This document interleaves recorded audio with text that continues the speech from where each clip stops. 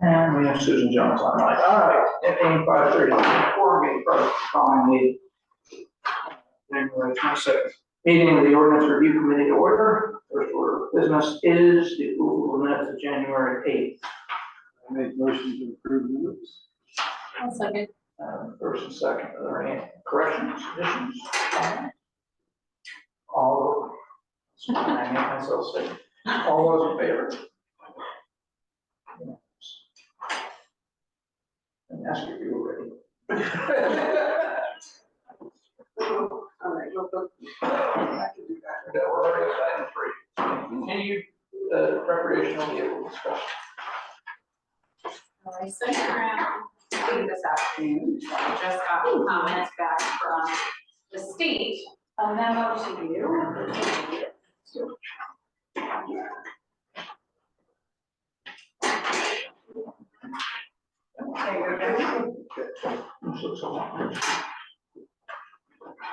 So at our January 8th meeting, I volunteered to contact Sue Baker, who's the state's flood insurance program coordinator through the state's flood management program, as well as Colin Clark, who's the shoreline zoning coordinator, to see if there was any way that we could make a change to either the floodplain ordinance or the shoreline zoning ordinance so that there is no longer that discrepancy between 120 and 180 days. So Sue got back to me first and said that under floodplain, we can be more restrictive than the 180 consecutive days if we so choose. So if we want to be consistent in our ordinances, that's fine by her to adjust the definition of temporary to 120 days to match the requirements of shoreline zoning. She just asked that once that ordinance is adopted after town meeting, that we send her a copy so the state has the most recent ordinance changes in their files. And then Colin got back to me, said that if we wanted consistency, he concurred we would have to change the floodplain ordinance because DEP would not approve a shoreline zoning ordinance that has greater than 120 days in its definition of temporary. So that, right. So we comply with, exactly, we comply with shoreline zoning right now. We don't want to no longer comply.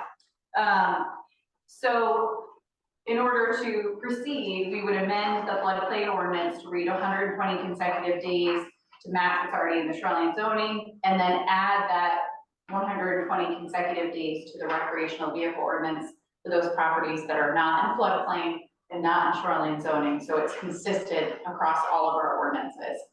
So if you all agree, I'll prepare those changes and bring them back to all of you at our next meeting, which is on February 12th. Mm-hmm. So the second part of this memo, which I had promised a resident I would share with you, is I had a resident who reached out to me, requested to remain anonymous, but asked that I share comments for you all to consider as we're amending the recreational vehicle ordinance. So there was a write-up in the Wisconsin newspaper about our last meeting, and this person states, I was reading the article referring to the town manager's concern with camper fires. I am a Wisconsin resident and have seen the housing crisis firsthand throughout the state. I believe the housing crisis is claiming far more lives than the very few camper fires that have been reported. Why not follow what was done in Portland, Maine and make it legal for one camper to be used per residential lot as long as it has sanitary hookup to septic and electricity? It's just a suggestion, but would possibly aid in saving more lives overall. So I had an email exchange with this person, and they had sent me a copy of what they were referring to, so I've attached that as well from the city of Portland. Oh, they told me. They must have sent me. See, this is what happens when I go my trick was when they got to the end and talks about the Oregon number vehicle. Well, I will see. I will try to read it. I'm so glad. I did. And I went, I just wanted to get this out to you. I just thought they did like we do things. I mean, but Portland should be able to. That's with LD 2003. So LD 2003 allows tiny homes. It doesn't really speak to recreational vehicles. I think my concern would be, well, it is connected to sanitary and electricity, and hopefully a water supply. is it insulated? You know, is the health and safety mechanisms there so that someone could live in a recreational vehicle and it would be adequate housing as opposed to substandard housing for someone to live in? Well, of course, I was thinking this was what we made, so I was thinking, how could they get around this with this? Right. So, But I could do some more digging, but I did tell the resident that I would pass this along to the ORC just as feedback. I also mentioned, you know, I kind of clarified what our responsibility was in terms of the request that we received from the town manager in terms of looking at these various ordinances around the definition of temporary. And also that there is a process for public comment when this goes to a hearing and then ultimately a vote on the town warrant. It may or may not have merit, but it's considered outside the bounds of what we would recommend. We do not self-initiate. We have, but So then I will plan on, my next task will be getting to you for February 12th, the draft ordinance changes.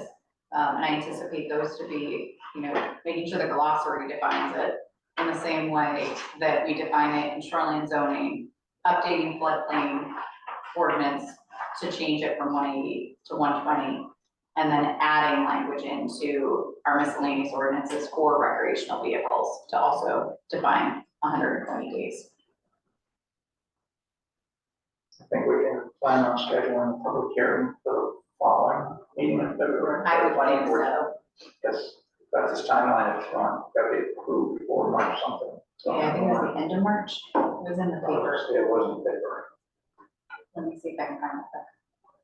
That date has not been shared with me yet, so that was news to me.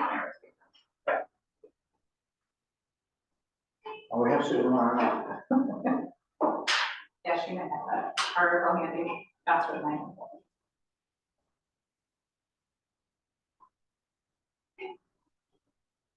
March 27th. Oh, so, So is that it needs to, yeah, to get on the warrant, but in order to get on the warrant, we would have to have the hearing and then it would have to go before the select board. So if I look at a calendar, It was printing. yeah, that's to meet the printing public is hearing the, would be on February 27th. So interesting. Second meeting. so we meet in February on the 12th and the 26th. And then we would have a meeting on the 11th and the 25th in March. I would suspect, I don't know the select board's calendar, but even if we had to push it to the March 11th date, we would be fine, because I would suspect there is a select board meeting sometime between the 11th and the 27th.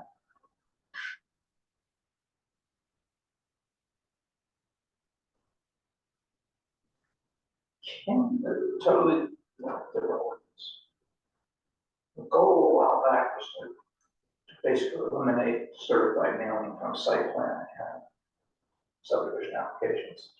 We didn't succeed, it's in one or the other, it's not a requirement of the second. Can we just ask the selectmen to put an article on there that changes certified mail to US first class mail wherever it occurs in the ordinances? Do we have the list every spot? I don't know. If I would do a search for it, it wouldn't be that. Yeah, it probably appears in some other places too. Sure. I'd like to look into that, because I happened to notice, I was looking at state legislation today, and that was part of changing DEP applications to switch it all over to Oh, really? first class. To US first class, okay. You know, it never relies on that, you know, which one you send. Certified, any quicker. I experienced that just recently with a document I was supposed to receive. I was just talking to a lawyer who it was mailed. Took over 10 days to get from Ohio, and it left him with only 24 hours to meet the probate deadline. Wow. So he wasn't a happy Yeah. person. I can't remember what it was. I was sent, or somebody confirmed sent. I mean, they confirmed, I just got proposed up to this place. And it wasn't from out of state, it was in state, and it took 9 days to get it. Wow. You kidding me? Oh, I'm sorry, they actually lived miles away from me up the road. It was Cassett, man. Really? Wow.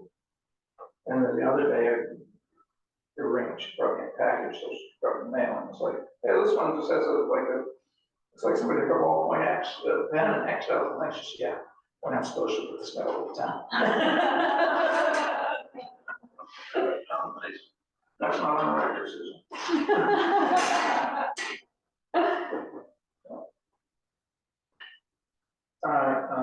I'll try to do research too, see where certified accountants up. I'd like a more sweeping change both, I could be a minor one. Okay.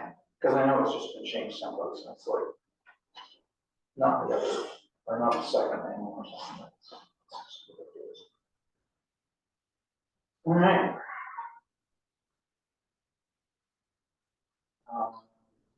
So going back to the public hearing, setting that, do you want to assume that I'm gonna get this in one draft? Mhm. And you're okay with it to try and schedule for the 26th, or do you want to actually see it on the 12th and then schedule for March 11th? I don't know. Make a good comment, but we could see it before the day of the meeting. No, that would be my preference. Yeah, we might be able to get it done. So you're gonna schedule them? Hopefully we can schedule the public hearing for the second planning board meeting. Okay. And hopefully let them sort of people know that it's coming up to their agenda, or their immediate meeting. Okay. Just one of those things where I have to, if it's gonna, the public hearing's gonna be on the 27th. 26th, that's a Monday. 25th. 26th. So 26th, so, then I have to get, That's why I I have was, to get the notice in, Right about the time we have. right when we have a meeting. Right. But sometimes I can tell them it's coming. Maybe give it to them, give them, tell them, don't print. Because they didn't do it. yeah, right. I imagine I'll go over here and say, well, last microseconds. Right.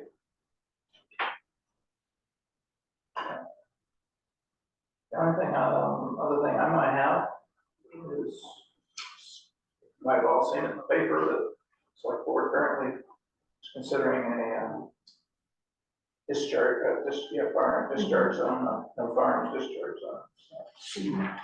To give, anybody wants to know, we actually took this up a bunch of years back.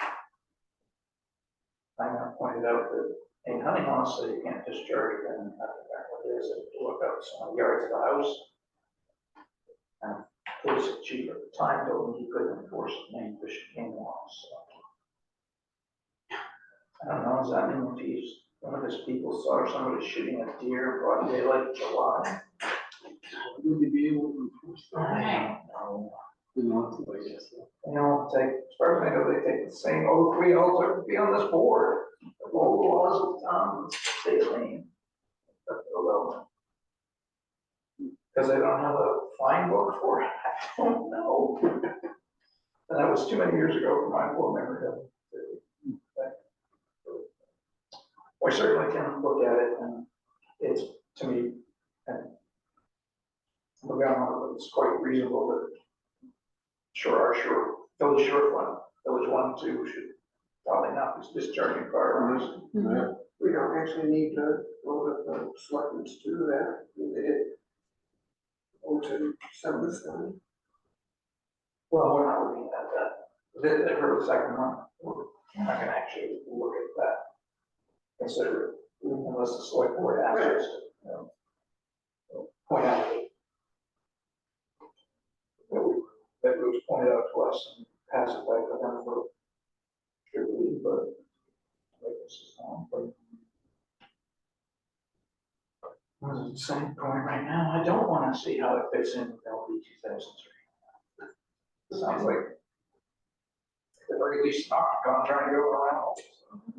Probably. We're here and there. But discharge ordinance should be very straightforward.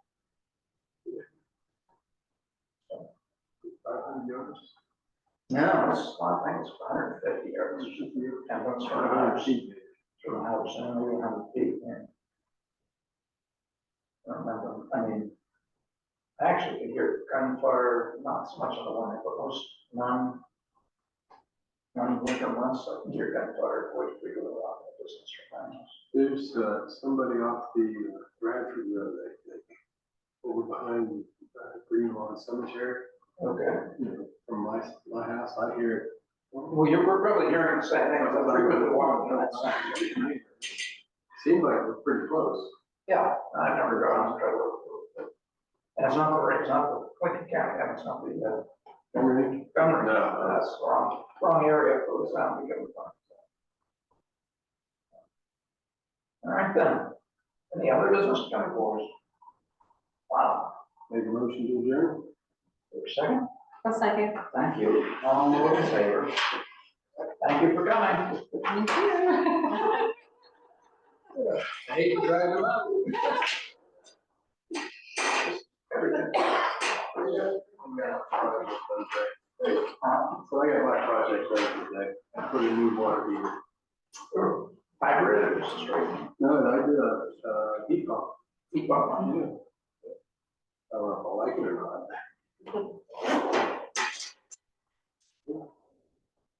It's okay, I got it in. Thing was designed on the place that I had. Future was All better. right, now we have a day. What is it? In and on. Oh, it's all right. Tried that before, but.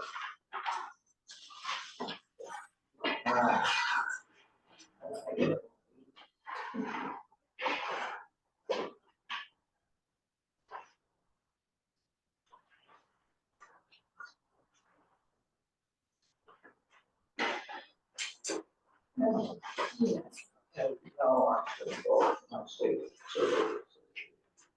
Local survey. The meeting room at the. Yeah. Mm-hmm.